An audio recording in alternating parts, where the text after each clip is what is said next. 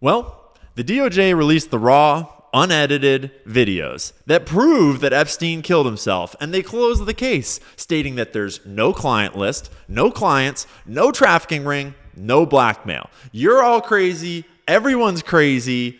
Ghislaine is in prison for nothing, apparently, and there's nothing to see here, guys. Except that the unedited video they released had a minute of film cut out of it, mysteriously. Not to mention that it didn't even show Epstein's cell door. It didn't even have full view of the entrance to Epstein's wing of the jail. And at this point, it's also ridiculous that I can't even imagine that they would be so brazen, so incredibly dumb as to think that this is fooling anyone. In my opinion, it's the biggest and the sloppiest political cover-up in modern history. At least since 9/11, whoever did that cover-up. So, while it's still legal, we're going to talk about it. Welcome back to Cancel Ian Carroll. Conspiracy theories are dangerous. Information is the oxygen of a democracy. It's so sick we can't talk about it. So, it's official. Epstein never happened. Ignore all the evidence. Ignore your own eyes. The government has investigated itself and determined that it didn't do anything wrong. It's patently absurd, I know.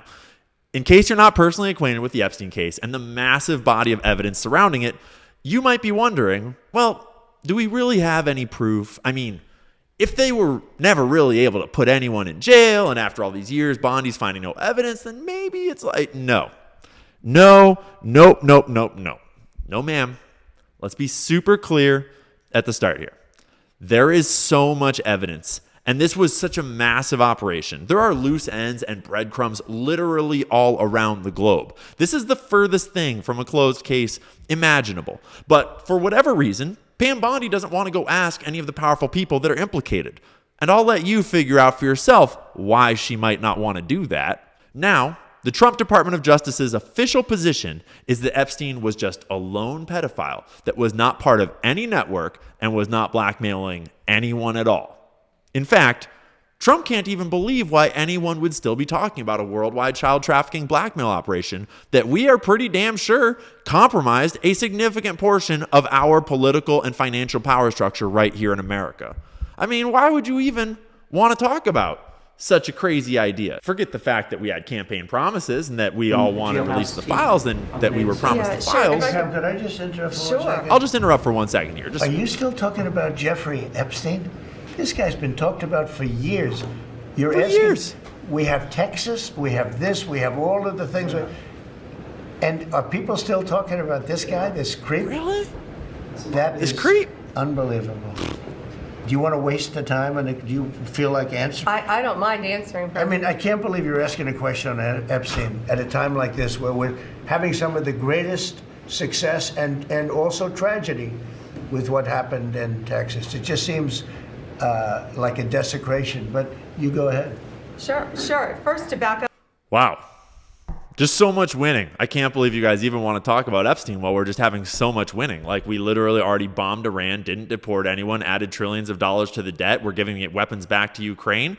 And apparently, Bibi rules your country. So just shut up and win, guys. Just shut up and win. And to add insult to injury, the DOJ released footage from inside the jail, but not of Jeffrey Epstein's cell or not even of his cell wing. They released 10 hours of video that showed absolutely nothing, though they claimed it proved that he committed suicide despite the fact that you can't see Epstein's cell at all.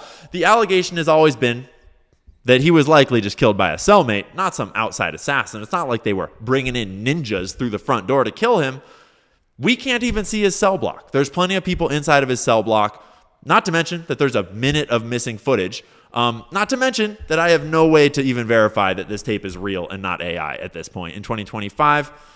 So, yeah, so much winning. We're all really tired of winning. But anyways, the official stance of the government now is that Epstein had no client list and died by suicide, and they're apparently closing the case, which is some of the strongest evidence I've seen so far, actually, that Epstein did in fact have an extensive client list of very powerful people and that he did not kill himself. And now I can only assume, as can we all, that that client list is the people that are covering this all up. Really, this is worse than the Warren Commission. And the lie that they would have you believe here is every bit as dumb as the magic bullet theory. But of course, we know that the official story is an abject lie.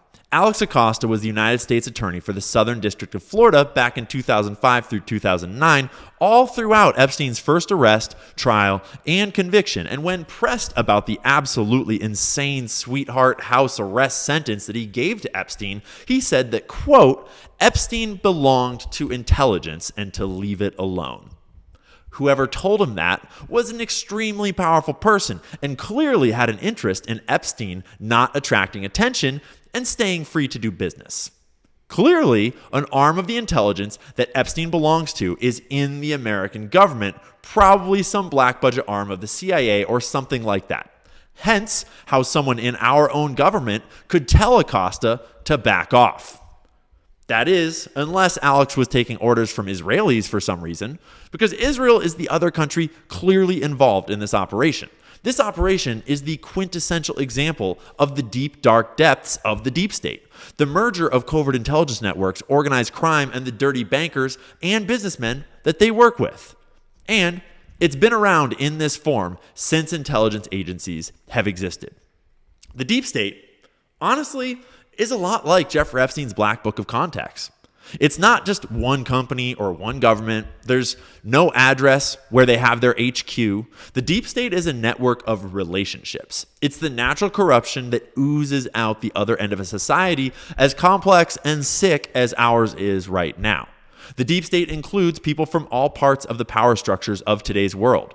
Bankers and blackmailers, politicians and celebrities, spies and criminals.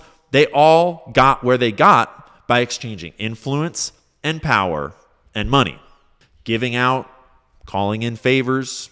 There's no single organization, there's no name, there's no address. This thing doesn't just work like the rest of the world around it. Think about how much funding the intelligence agencies in the US receive. We don't really even know how many hundreds of billions of dollars flow through public and also secret programs, all designed to deceive, to spy on, to control, to subvert. When we're talking about a network like the one that Epstein worked for, you need to think a little differently about what you're seeing. Because what you're seeing is a multi-billion-dollar covert operation created by the most sophisticated spy agencies and criminal masterminds in the world. And they created it specifically to be deniable. The whole point of intel agency organizations and organized criminal enterprises is to be able to get away with something that you're not supposed to be doing. And the way you do that when you're trying to employ hundreds, even thousands of people in your criminal network is you create plausible deniability. You compartmentalize the organization so no one really knows what all the rest of the organization is doing.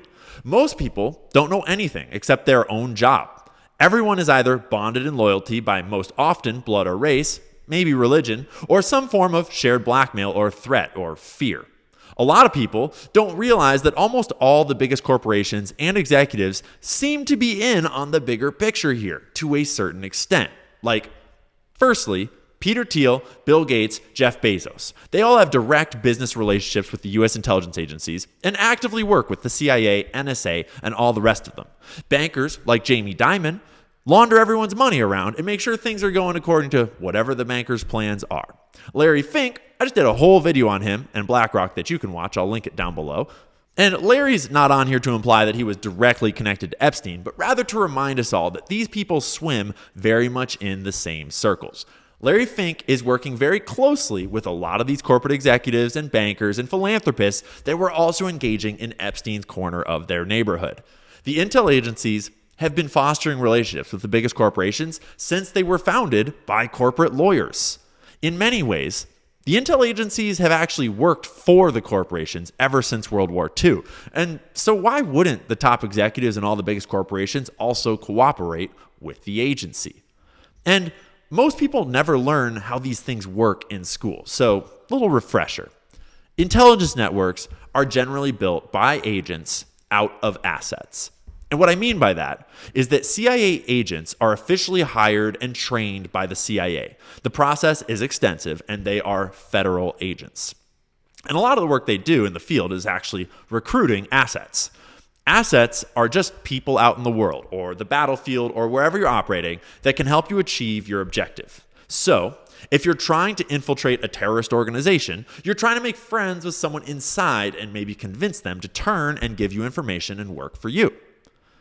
In a more domestic sense of the term, an asset might be the founder of a prominent tech company with big aspirations who likes them young, and you might ask him to start a charitable foundation that you could launder a bunch of money through on the side. Or maybe you're just Zuckerberg being asked by the CIA to give them access to your data. The moment he complies, he's an asset of whoever recruited him to do whatever work they asked him to do. Conspiracy theories on dangerous Information is the oxygen of a democracy. with Republicans, with progressives, with libertarians, because this is not about right and left, this is about right and wrong. It's so sacred we can't talk about it. Our security is at stake.